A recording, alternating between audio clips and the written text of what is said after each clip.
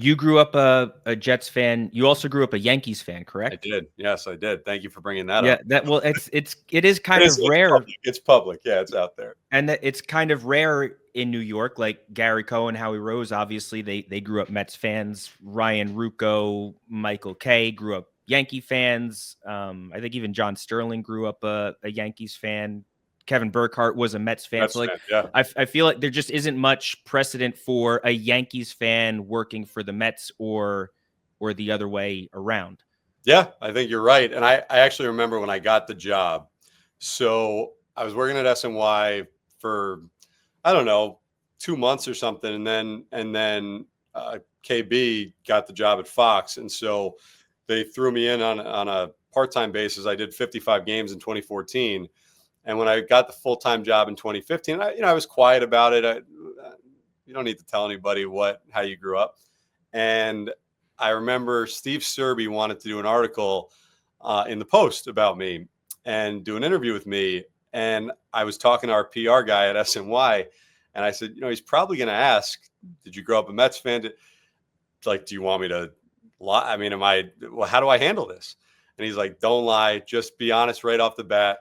He said, "The worst thing that could happen is you say, 'No, I grew up a Mets fan,' and then a picture surfaces of you in a Yankee jersey or something like that." And so I did. And I remember at the time making a comment. It was true. It's like, yeah, I grew up a Yankees fan, but so did Matt Harvey. So, and the funny thing, and I do like, this is all, people will be like, "Oh yeah, right." But I'm serious about this, that when I was a kid growing up, so my dad his father was an immigrant from Poland, like knew nothing about baseball.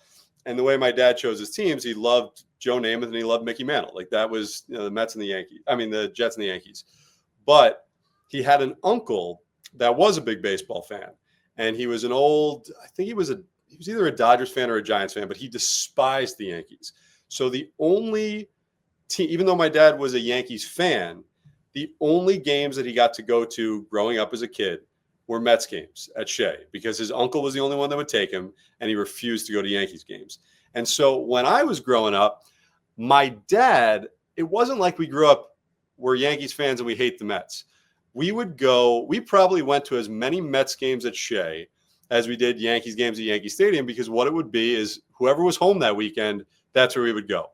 And so, I don't even remember, I don't remember it even being as much, there being as much vitriol when I was younger until that World Series. And then, then it started happening. But yeah, it was like the Clemens and Piazza, like that's right. when it really That's when it really, yeah. But I was in high school then. Yeah. So yeah, for me, it wasn't this thing where it's like, oh man, how could I ever work for the Mets? Like, I liked the Mets growing up. I was, I preferred the Yankees. I was a Yankees fan, but I liked the Mets growing up. And now, now I've been doing this for 12 years. I think it's going to be my 13th year around. So 2014, 15, 16, 17, 18, 19, 20. Yeah, 13th year will be coming up, which is also wild.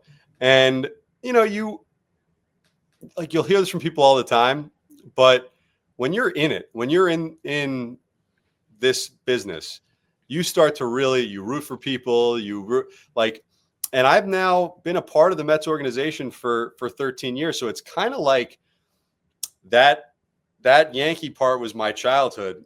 And now I have no connection to I don't have that connection with the current Yankees. I have that connection with the Mets. And my son's an insane Mets fan.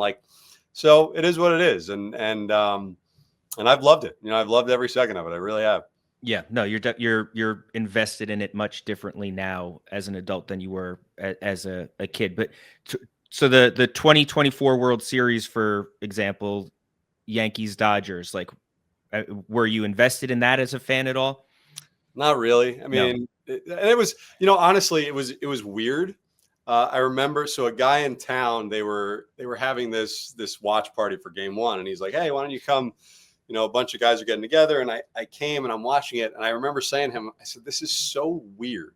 Like, if you would have told me when I was, 11, 12, that one day the Yankees would be in the World Series, and I would just be like, if they win, great. If they lose." And I actually, you sit there and you're like, all right, I hope they win. But it wasn't this crazy investment. And then when Freddie Freeman, that was game one, he hit the grand slam, the walk-off grand slam, right? Yeah. And Freddie is maybe my favorite opposing player to deal with in the league. I love Freddie Freeman. Great guy. And we've had so many fantastic conversations over the years. And so when Freddie hit that home run, again, you root for people. I was like, oh, that's awesome.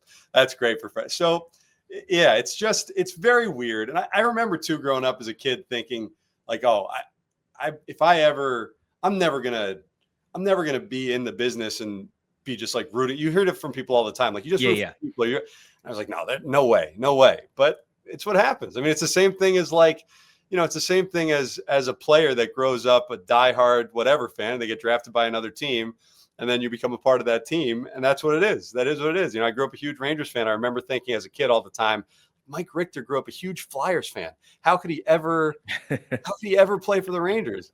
yeah, he does just fine, Yeah. All right. Well, I was hoping we could get like the Mets broadcaster Steve Gelbs admits he's still a diehard Yankees fan headline, but No, we'll let that one slide. Sorry to disappoint.